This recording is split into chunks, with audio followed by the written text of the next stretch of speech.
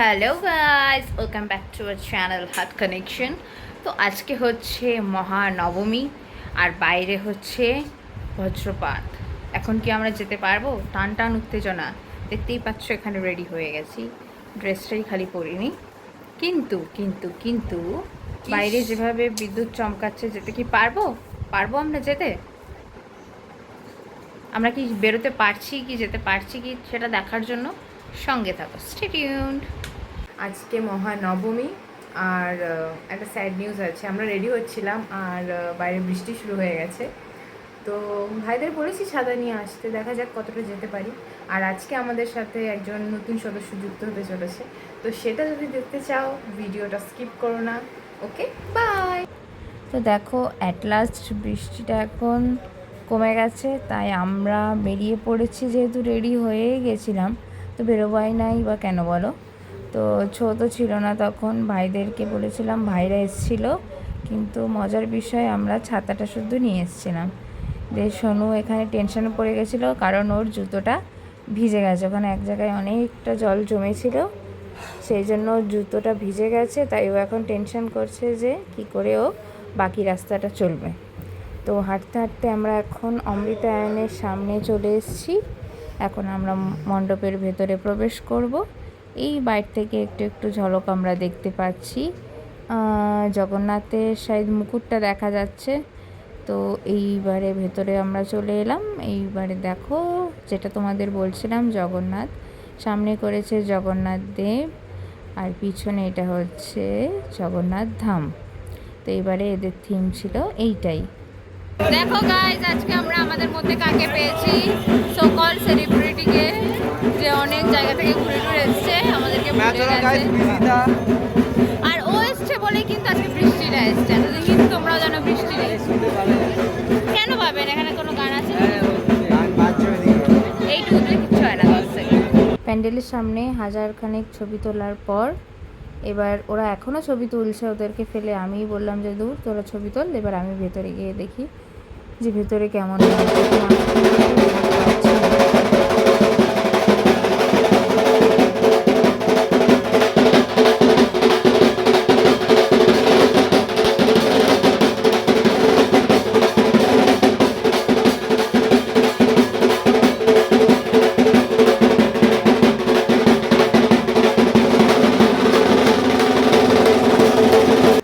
অমৃতায়ন থেকে আমরা এখন বেরিয়ে পড়েছি। বেরিয়েই দেখিছো আমাদের জন্য বাইরেই অপেক্ষা করছিল অনেকক্ষণ ধরে, এখানেও চেয়ারে বসেছিল। তো এখানে পার্থকে আমি ওটাই বলছিলাম যে তাড়াতাড়ি চল। তো নেক্সট এখন আমরা চলে এসেছি যুবশক্তির সামনে। এখন আমরা মণ্ডপে প্রবেশ করব। এখান থেকে তো আমরা দেখতে পাচ্ছি যে চাইনিজ মডেলের একটা ওরা আর্ট করেছে, মানে এটা একটা মন্দির টাইপের মানে তুলে ধরেছে, ওরা চেষ্টা করেছে। এবার সেরকমই লাগছে দেখতে। এবার ভেতরে গিয়ে দেখব যে আমরা যেই থিমটা আন্দাজ করছি সেটা কি না। কিন্তু ছোট জায়গাটা এত ভাল লেগেছে, বললো যে না, এখানে কটা ছবি তুলি, কিন্তু লোকের এত ভিড়, ও ছবিই তুলতে পারছে না। তোমরা দেখলে বাইরেটা কেমন বিদ্যুৎ চমকাচ্ছিল। তো ভেতরে এসে দেখি যথারীতি সেই থিমেরই হয়েছে প্যান্ডেল, এবং ঠাকুরটাও হয়েছে পুরো সেই থিমে, কারণ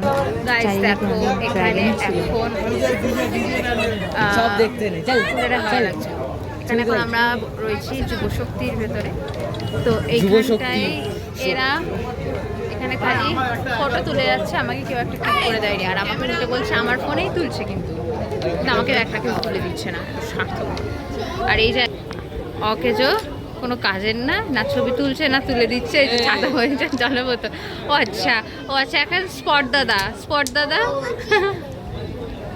এই চলে গেছে এখন এসির হাওয়া খেতে, কুলারের হাওয়া খেতে। আর দেখতে হবে না।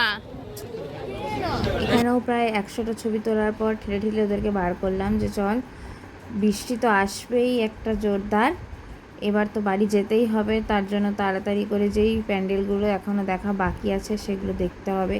তো আমরা এখন এই হরিপুরের দাসপাড়ার রাস্তাটা দিয়ে ঢুকে গেছি ভেতরে। আস্তে আস্তে দেখি এখানে দমকা উদুম নাচ চলছে, সেটা দেখতে দেখতে একটু নাচতে ইচ্ছা করছিল না, কারণ ওরা কি একটা গানে ডান্স করছিল, কিন্তু বিটগুলো পড়ছিল দুম দুম করে। তো আমরা এখন ঐক্য সম্মিলনীর সামনেটা চলে এসেছি। এখানে ডেকোরেশনটাও সুন্দর হয়েছিল। আর আস্তে আস্তেই আমরা এখানে মোটুকে আর পাতলুকে দেখতে পেয়েছি। তো চলো এবার আমরা ভেতরে গিয়ে দেখি।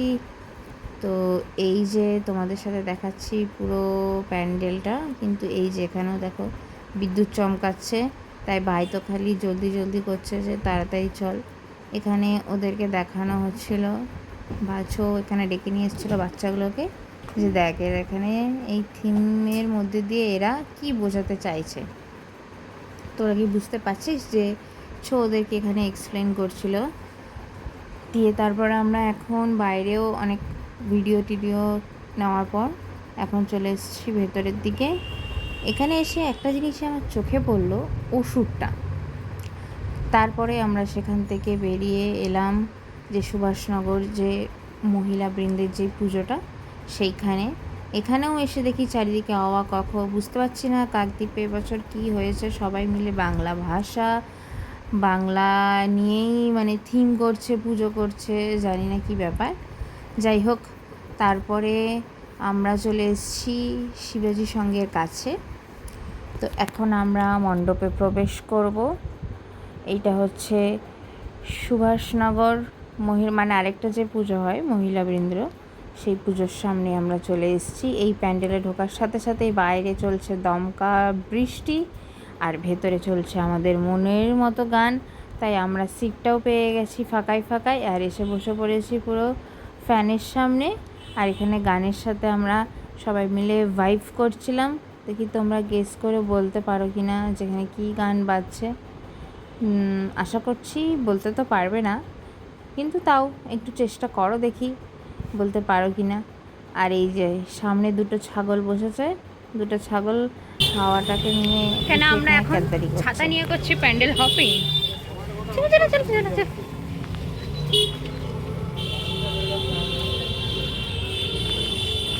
এই যে বৃষ্টিটা কিন্তু প্রায় অনেকক্ষণ ধরেই হচ্ছিল, আর পুরো সেই লেভেলের বৃষ্টিটা হয়েছে। তোমরা দেখতে পাচ্ছ যে এখনও কিন্তু বৃষ্টি পড়ছে, চারিদিকে দেখতে পাচ্ছ কতটা কতটা করে জল জমে গেছে। তো সবাই মিলে তো সেই জন্য প্যান্ডেলের মধ্যেই আটকে ছিল।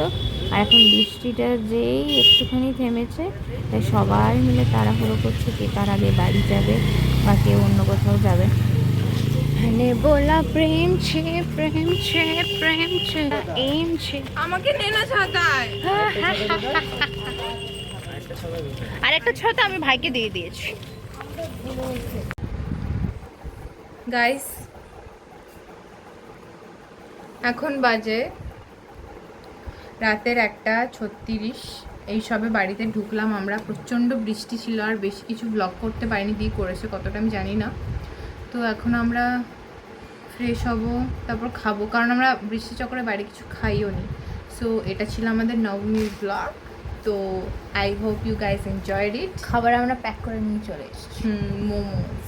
ওকে, bye, see you in the next one.